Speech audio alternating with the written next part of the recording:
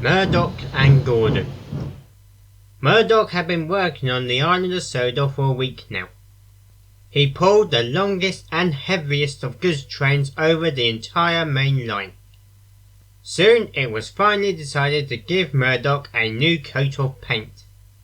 "What would you like?" asked Sir Topham Hatt. "Perhaps maroon red, or maybe BR green, like your brother Evening Star."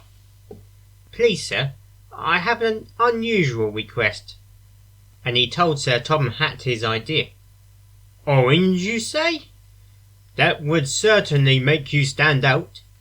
"Very well, orange, with red and green lining." So Murdoch went to the works and was repainted. In no time at all, his BR black paint was replaced with a bright orange. They also painted the number 17 on his tender. Murdoch couldn't wait to show it to the other engines, but unfortunately, the first engine he met was Gordon. "What on earth are you wearing?" asked Gordon. "It's my new paintwork. What do you think?" "Pah! I would never have thought that a quiet engine like you would want to be painted in such a vulgar colour." "It's not vulgar.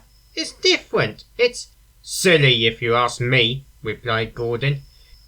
"You should have chosen NWR blue, like me. You'll never catch me wearing bold colours like that." And Gordon puffed away, leaving Murdoch very upset. Later, Murdoch found James and Henry and told them what Gordon said. "Gordon's never been one for a change," said James.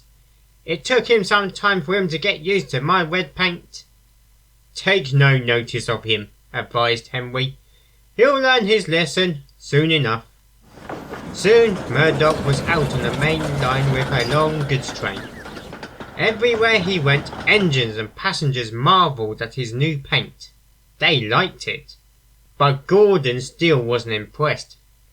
He grumbled to himself as he pulled his express. Today was a special trip to the mainland, because the Fat Controller was on board. "Mainline engines shouldn't wear bold colours like that," he grumbled to himself. But up ahead there was trouble. On Bluebell Bridge, some workmen were repainting the iron framework. They were using a red paint to help protect the bridge from rust. Two of the workmen were moving an old dust sheet covered in the stuff. Suddenly the wind picked up and blew the sheet out of their hands. At that moment, Gordon thundered onto the bridge. The sheet blew in front of him and wrapped around his firebox. "Help!" shouted Gordon. "I can't see!" "You can't stop," said his driver. "You're the express. You'll just have to wait until we stop at Wellsworth." But there was more trouble ahead. Trevor the traction engine was chugging down the road.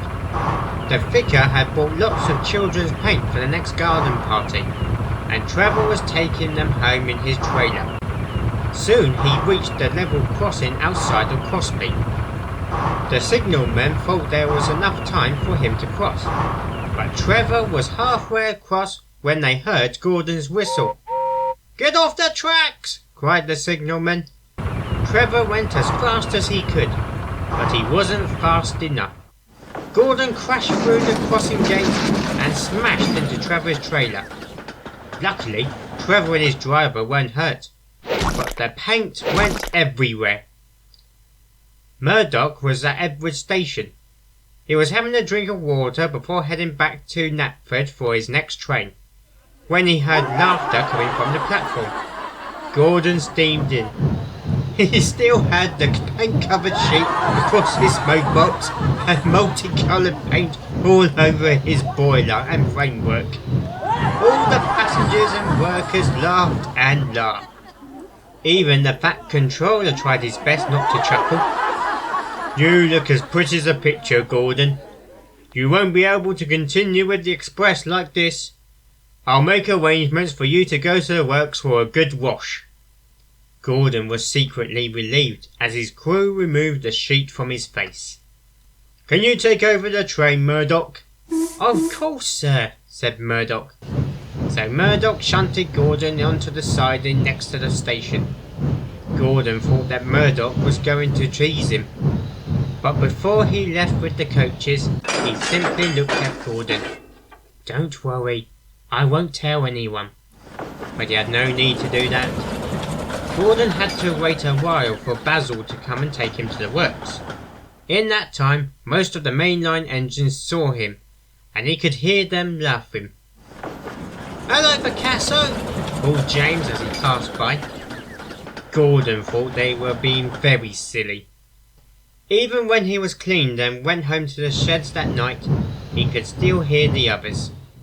"You'll never see Gordon wearing such bold colours," came a voice somewhere in the sheds. "He thinks them vulgar." Gordon was sure the voice belonged to James. But since that day, he's promised to never say anything about another engine's paintwork.